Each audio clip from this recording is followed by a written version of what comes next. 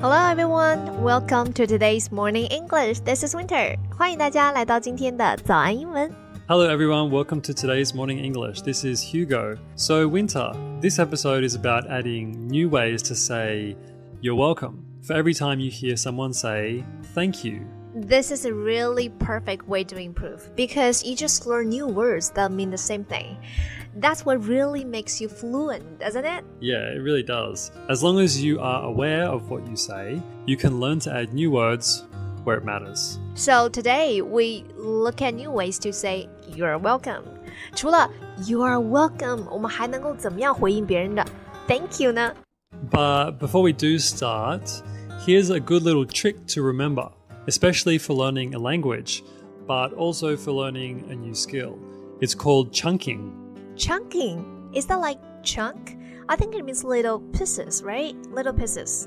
Yeah, that's right. Chunking means learning 2 to 7 words together, and you kind of think of them like one word. So don't think of them like 2 or 3 or 4 different words. Think of it like a little chunk. Okay, so chunking means to break up sentences into pieces. 其实就是 Hugo 说呢，我们可以把一个句子拆开，然后把它变成一个一段一段的词火，然后以词火为单位来记忆。Okay, so let's do some examples to make it clear. So if someone says thank you to you, you might like to say, you got it, or don't mention it, or no worries. Okay, that seems simple enough. 除了 you're welcome, 还可以说 you got it, don't mention it, 或者是 no worries. Yeah, it's simple enough. You're right. So how is this really chunking? Well, these are like fixed expressions. They never really change. So learn them as if they are one word. Like when you say, don't mention it. Imagine this is just one word. And so it all just goes together. Like, don't mention it. Try not to break it up. Some people say, don't mention it. But you need to keep it in one piece. Don't mention it. Okay, so what Hugo is saying is to learn fixed expressions exactly as they sound. Yeah, that's the first thing. And then the second thing is, you don't need to look up each word in the dictionary. So if the fixed phrase means like you're welcome, then it doesn't really matter what words like worry or got or mention that are in the phrase mean. Just remember what the meaning of the fixed phrase is. Okay, 其实就是要把这些短语都看作是一个整体去理解，千万不要去纠结每个单词单个单词它本身的意思。I remember a teacher of mine said a similar thing. I think this chunking really speeds up your learning because you focus more on the important and less on the rubbish.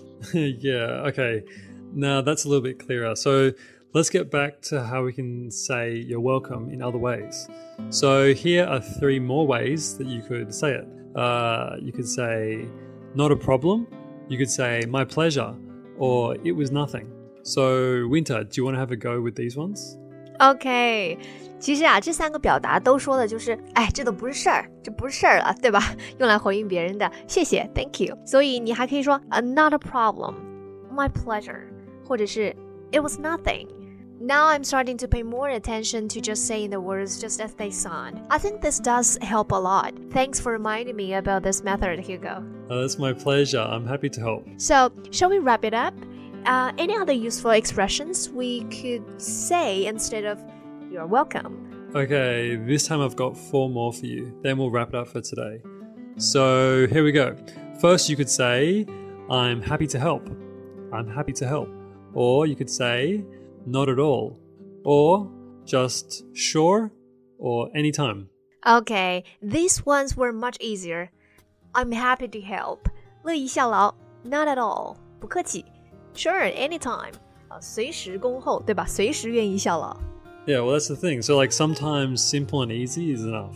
Even one word like sure is friendly, it's polite, and simple. Okay, well, that lesson had a lot of new words. So, Hugo, do you find that you change up your language a lot? I mean, do you always just say, you're welcome? Or do you try to use other new ways too? Well, in Australia, we usually just say no worries, almost always. But it just depends on the situation. If you see the same person a lot, it might be fun to change the words every now and then. Oh, you are Australian. That's right. I keep thinking you are from New Zealand. Yeah, well, Australia and New Zealand both have pretty similar accents, so I can understand why you got it mixed up. Oh, that's right. You just reminded me of that too. Thanks. No worries. Yeah, Australia and New Zealand both have accents similar to the British accents. That's right. Yeah, it really can be confusing. 就是啊 Hugo 说澳洲和新西兰的这个口音啊，还是相对于它比较接近英式，而不是接近美式。Well, that's it for today, guys. Bye-bye. Thank you for listening to today's Morning English. Bye. This podcast is from Morning English. 学口语就来早安英文。